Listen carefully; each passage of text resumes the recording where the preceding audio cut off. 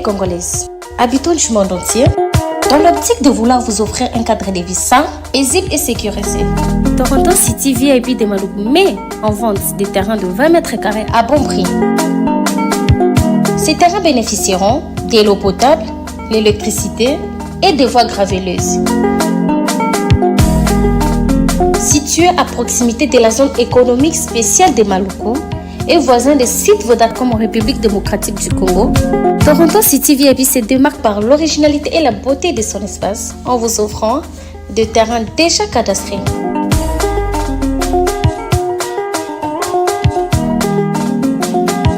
Biso Toronto City VIP de Maluku.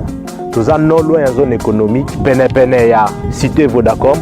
Toza awana ba parcelle il y a 20 mètres carrés na talo malamu. Possibilité de paiement, cash ou par échéance. Pour plus d'informations, contactez Papa Willy Mafoula au +1 905 730 15 40.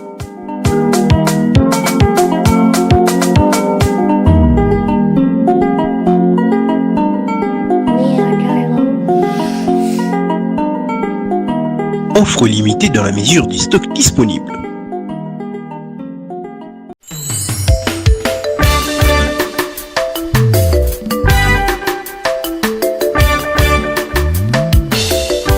Service traiteur La Providence, Maman Eliane Nitou. Toujours prête à vous servir. Des professionnels confirmés, à votre portée, à votre service. La préparation de votre cérémonie de mariage, baptême, anniversaire et tout autre événement. Un service culinaire, la cuisine africaine et universelle, Loboko ya Maman, avec des mets variés, buffet à la demande, décoration des salles et divers autres services par des pros. C'est la spécialité du service traiteur, La Providence, Maman Eliane Nitou. Un contact pour vous, les 06 15 31 69 90. Maman Eliane Nitou. Réservez vite pour confirmer, Maman Eliane Nitou. Service traiteur, La Providence, Balambi Lelo, Bolier Kaka Lelo. La Providence, Biloko ya Moto. 12 ans d'expérience, s'il vous plaît. Toujours à votre service et merci de votre confiance. La Providence toujours.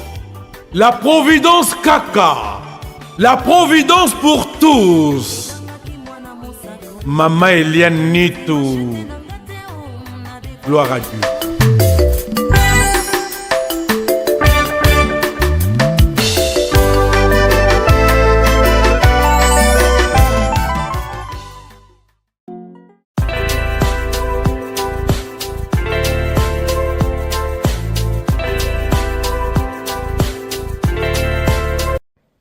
Allô, bonjour. Mbote mingi na biso tuba bolinga maman Eliane Nitou. Pesi bino bambote ba ebwe. Ma vimpi moko wazima bandeko boni, est-ce que bolamuki bien, boni santé. Tongo etani malamu nde na ba toujours ke kolala kolamuka. Eza habitude te kolala eza volonté kolamuka eza grâce à Nzambe. Tango tolala ka toyeba te soki tokolamuka na tongo be tokolamuka te. Nyonso ezalaka mabungisa Nzambe ndenge Nzambe asi abungisa na kati ya calendrier na ye. Merci mingi na biso tuba bolinga maman Eliane Nitou. Merci mingi na biso tuba bosepela maman Eliane Nitou. Merci mingi na biso tout oyo bo partager ba émission ya maman Eliane Nitou. Merci na bino ba obo disposateur na bino pona kotala to pe pona koyoka oya bino maman Eliane Nitou na pesi bino. Merci beaucoup. Wabino maman Eliane Nitou tongo etani nga na pesi Nzambe merci ninga na mesana ko pesa ye ka ninga na loba kolala kolamukeza habitude te tango Nzambe apesi mpe mabomoy koyeba na kokumisa Nzambe kopesa Nzambe merci parce que nyonso tout ezalaka ya ye yenda pesa ka biso o to sengaka biso tozali ko kopesa ye te to pesa ka ye kaka merci. Alors toyebi ete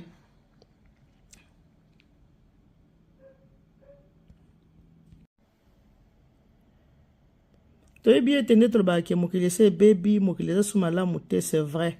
Mokili ese ebebi mokili eza su malamu te eza ya solo.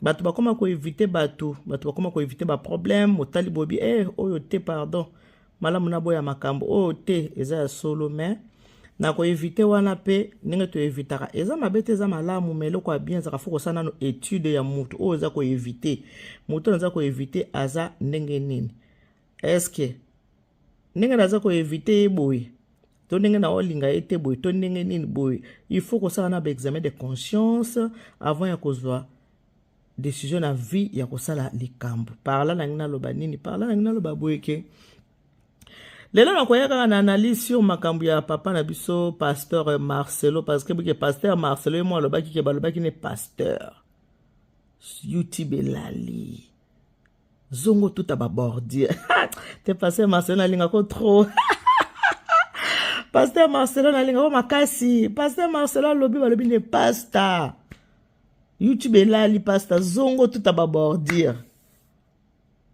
pasteur non nalingako natina alors pasteur Marcelo aye kosala aye koloba makambo boyebi que pasteur auti kozwa likama munene pasteur auti kobungisa mama ya bana na ye pasteur abungisi molonga na ye oyo tobingi na kombo ya mama Blanche tokotanga kaka kombo mama Blanche tant que pasteur Marcelo azali tokolemba kotanga kombo mama Blanche tokotanga ngo kaka ata ndenge nini kombo mama Blanche bando yaka na munoko na biso mesika mama Blanche azali molimo na ye epema na kimia esika oyo azali pasteur Marcelo nazokende kotiela bino video moko pasteur asali alobi ke soki atelemi mwa mbango abiki mwa mbango ezali parce que bolingo oyo ya azwi na bandeko bolingo oyo bandeko bapesi ye bolingo oyo mosu asatandaki nango te na pasi oyo ya azwaki na likama munene oyo ekomelaki ye bolingo oyo bato bapesi ye bolingo wana yango esali ke a se remettre vite azonga pona ni parce que bato bapesi ye bolingo ya ndenge na ndenge oyo asatandaki nango te alors nakotiela bino nano pasteur Marcelo boyoka nano maloba ndenge akoloba soki pasteur asisi koloba wana siko ngai wa bino mameli ya nitu nazongeli bino na yesu ko continue koswa na bino mikolo tozamba biso nyonso na kati ya banalise poso na semna ba mameli ya oh mameli ya tika nano prépare-nous pour le mariage ngape na koti na analyse maman il y a nitu na koti siko na analyse nyonso ko ya sur la toile ngape na koti yango alors na tiena pasteur Marcelo to lande nanu simande nazoya kozonga na kati ya masolo na biso. Aimez les gens et laissez-vous aimer. Donnez de l'amour et laissez les gens vous donner de l'amour dans les moments difficiles, vous en sortirez très vite. Et je peux témoigner que ce qui m'a guéri le plus vite que possible, c'est l'amour. L'amour. Je n'ai jamais senti autant d'amour dans ma vie. Et je ne peux même pas citer tous ceux qui ont vraiment, c'est extraordinaire. C'est très extraordinaire. C'est quand je comprends que quand la Bible dit que Dieu est amour, Dieu est amour. Dieu nous donne des amis pour nous préparer à une épreuve. Dieu nous donne une famille pour nous préparer à une épreuve. Vous qui avez jeté vos amis, vous qui avez jeté les membres de vos familles, vous avez commis une grave erreur. C'est pourquoi la compassion, nous prêchons la famille. Ta famille. Où est ta famille? Où est ton père? Où est ta mère? Où sont tes frères et sœurs?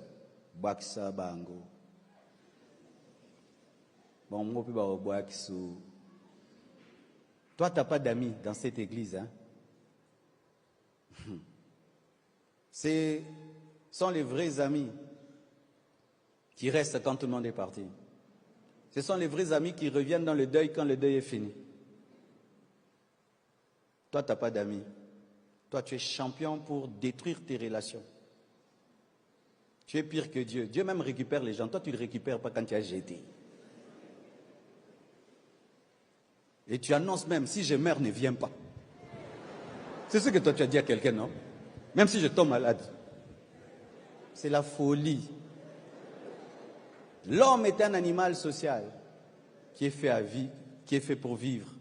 avec des amis, avec des frères, avec des sœurs. Ça fait un temps, Dieu m'avait enseigné cela, apprendre à bâtir des vraies relations. Pas des relations superficielles avec les hommes de Dieu. Bâtir vraiment des vraies relations.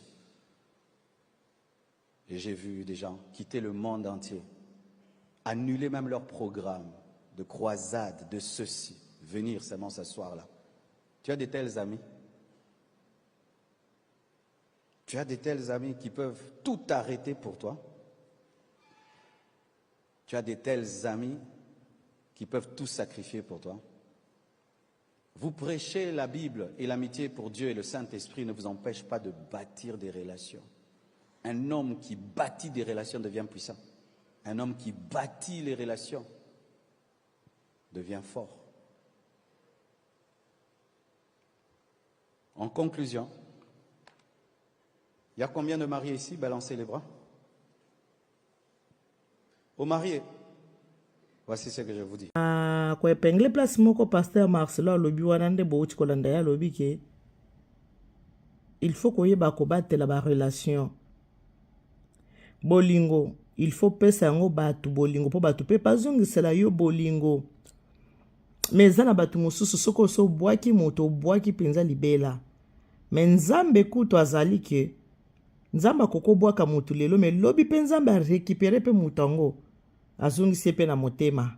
Mais ana sa mweza na batu mosusu soko alobi niet c'est niet, so abi non c'est non. Takinga tala rasimate. So abi non c'est non. Yeli susute, yeli susute, yeli susute, yeli susute. Nzoka oza ko détruire, oza ko boya eloko moko ekoki kozala malamu pona yo lobi tolobi nyonso tuti. Ya mabe ezali ya malamu pe ezali. Nde pasteur Marcelo alobi. Nzambe kuto soko aboyi mutu.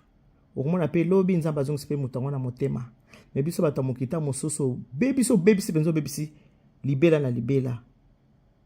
Pasteur alobi, donnez de l'amour. Si vous donnez de l'amour aux autres, vous aussi vous allez recevoir de l'amour. Eza batu musu balingaka balinga bango, baleksa bango ke bazolinga bango, mais bango bapesa batu bolingo te. Il y a des gens comme ça. Il y a des gens qui aiment toujours recevoir l'amour des autres, mais eux ils donnent jamais de l'amour. Ba égoïste bazala kandenge wana. Alingi ye balinga ye. Ye fo balinga ye. Ye fo batu ba mikitise pa na ye. Ye fo batu ba sala bo me ye na tour na ye ya linga batu te amikitisaka te loko moko te mais alingi ye basani ni balinga ye. Ce n'est pas comme ça. Mokile tambola kanengo wana te. Pasteur alobi tango za na problème. Soko za na ba problème. Batu ba entouré yo bolingo oyo batu ba kopesa yo. Yango nde kosala nini? Et kosala ki yo obika noki. Et c'est important. Nangaki na lobake.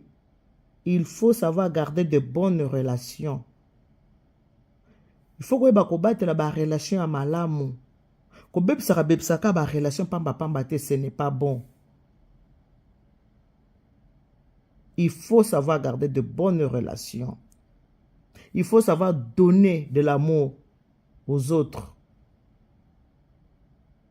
Pour yo pe na retour, okoka ko recevoir bolingo oyo pesaka na bandeko pe basasa nini bazongisela yo yango.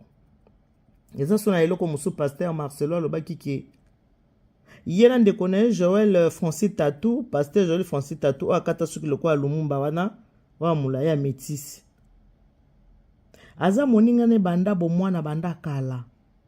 Mais il y a eu des moments où bande ko lobanate pasteur abi bande ko tirer ba missile parce que pasteur Marcelo a gagné hypocrite hein. Il y a le bagane vérité c'est vérité. Abi ba période moi ko tirer ba missile, a tirer na pasteur Joël Tatou. Mais maman Blanche a toujours ko zong sena sima. Non. Pourquoi zo sala boy?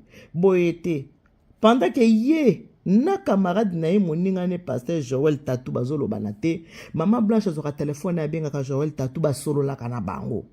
Ba solo la kana bango. Yesko mobile ya otabi ngana moninga nga tolo banate. Mais ye mo sanga ba solo la kaka na ye. Dans une façon à côté ya ye que non. Ba ennemi inutile ce n'est pas bon, ce n'est pas bien. Ba ennemi inutile non. Alors maman sala qui est fort azongi sa relation na bango ezonga nde babaka une femme sage bâtit sa maison asalaki azongisa relation na bango ezonga parce que bazalaki baninga babandaka banda bomwana azongisa relation na bango nalobi te ke so relation mo bozaki mabo tiki yango zongela te nalobi bongo te sauf que faut kosala ba examen de conscience kotala ke moto na vivre na ye ndenge nini pendant que nazaki na moto tovandi na ye ndenge nini soko moni ke mabe ya moto na kaki ebele wuyo za na droit na yo ya kotia na mopanzi mais so moni ke za makamwa ya mike mike obi oza mambo ya mike mike opaseka éponge obi oza ngwana tina moko te mokili eza mabe mokili ekomi mabe bato balingi lisusu bato bavanda esika moko te bato balingi su bato bayokana te bato balingi komona bato bali esika moko te mpo na keto kaka motema mabe jalousie ta mosu moto asali mpe eloko te oyini ye kaka nde ka Kayin ayinaka ndeko na ye Abel mais yo motu fo yeba kosala examen de conscience otrie yo mona barelation na yo yo moko trie niyo moko yeba kosala examen de conscience mutu nanga o aza ndenge nini o aza boy en tout cas na kanisi boyoki maloba ya pasteur Marcelo Tunasi oyo bino mo bolinga basala nzambe mosala nzambe alobi toyoka mingi makambo basala nzambe sala nini balobaka boyebi ke pasteur Marcelo oyo ekwelaki ye eza makasi eza munene alors boyebi ke ndenge ozaka ndako ebongaka na papa na mama na kocha video moko ekosala pasi ekosala pe mawa epai wapi pasteur Marcelo alobi ke lelo so bomoni nga na ye boye na retard eza faute na ngai te mpo nazosala lelo mosala ya papa na mama yango bomoni ntina na ye na retard totya yango nanu boyeka na maloba pasteur Marcelo apres tokosala nini tokozongela toya lisusu kosolola. Excusez mon retard aujourd'hui. J'étais en mode maman aujourd'hui. Vous savez, c'est terrible. Hein? Donc j'ai dû bercer Tabiri jusqu'à 3 heures du matin. Habité qu'il y en a 30, 20 matin. Donc on a eu un bélier, on a un pongi grave. Et j'ai compris pourquoi les veuves restent plus longtemps veuves que les veufs. Les femmes, je vous respecte. Hein. La femme peut jouer facilement le rôle de l'homme, mais l'homme joue le rôle de la femme. Bébé. Maintenant, quand tu prends le bébé, tu mets sur ta poitrine au Kemba. Tu es bien. Non. Maman, na préféré na segagena lela. Ezandenge nanga.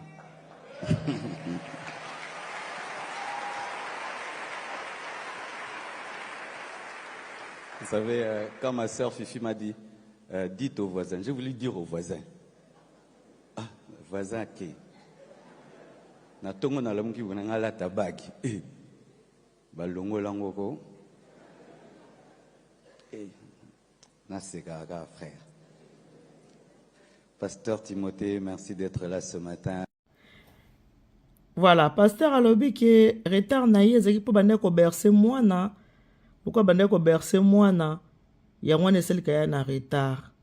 Eza sous place moi lobaki ki il faut boyebi tango mwasi soki neti mwasi akufeli mobali tolobaka toujours ke mibali babalaka noki omona mobali mosu après 3 ans abali 2 ans abali 1 année abali 6 mois abali alobi c'est parce que mibali bazalaka faible basi bazalaka forte mibali bazalaka faible ngwana mibali babalaka mwa noki po aza na besoin azala na mutu bazalaka na ye basekaka basololaka po ebungisa ye makanisi ya mabe na mutu.